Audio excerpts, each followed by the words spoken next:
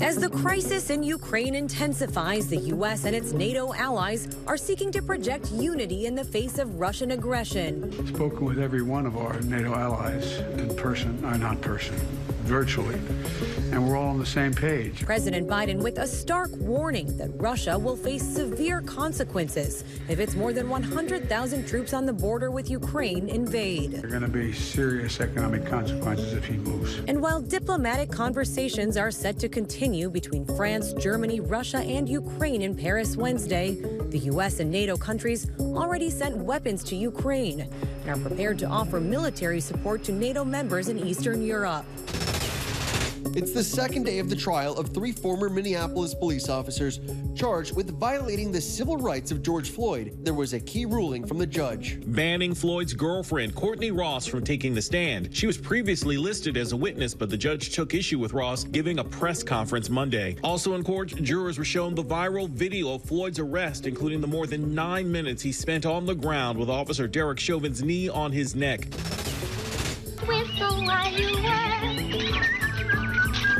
Our parent company Disney is responding to actor Peter Dinklage's criticism over plans to make a live-action version of Snow White and the Seven Dwarfs, starring Rachel Zegler and Gal Gadot. The Game of Thrones star told Mark Maron on the WTF podcast he was, quote, a little taken aback when they were very proud to cast a Latina actress as Snow White, saying the company was being progressive in one way, but backward in its depiction of dwarves and caves. A Disney spokesperson now telling The Hollywood Reporter, to avoid reinforcing stereotypes from the original animated film, we are taking a different approach with these 7 characters and have been consulting with members of the dwarfism community. We look forward to sharing more as the film heads into production after a lengthy development period. You have no room to yell at us. I want to speak to the person who made this drink. The man seen here at a Connecticut juice shop yelling about a problem with a smoothie order is apologizing. Is that you? No, it wasn't me. We don't know who made it, so. You don't know who made it? There's 4 of us here, so we honestly don't. You're in high school, kid. In cell phone video that's quickly making its way around the world, 49-year-old James Ianazzo is seen throwing his shake at the teenage employees. I'm calling the police. Immigrant loser. What? Yo, you're going to jail. You're going to jail, you racist.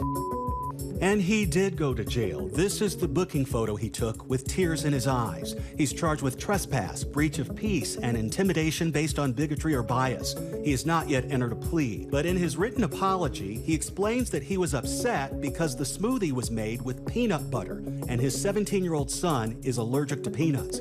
Police in Fairfield, Connecticut confirmed that about 30 minutes after he bought the smoothie, paramedics were called, and he did have to rush his son to the hospital. Disgraced celebrity attorney Michael Avenatti will now represent himself in court. This over allegations he cheated an ex-client out of money. Avenatti accused of stealing $300,000 from porn star Stormy Daniels in connection with her book deal. The judge in Manhattan granted Avenatti's request after he claimed a breakdown with his lawyers over strategy. He will now cross-examine Daniels himself when she testifies, likely later this week. No more number 2 pencils for students taking the SAT. Digital SATs begin in 2024. They'll measure the same knowledge and skills, but the College Board said they'll be shorter. Calculators will be allowed, and results will be known in days instead of weeks. In dry runs, the College Board said most students found the digital SATs less stressful, and educators reported having a positive experience. Students will be able to use their own device, something school-issued, or a computer College Board provides. And should the power go out or the internet connection get lost, the digital test is designed to make sure students don't lose their work.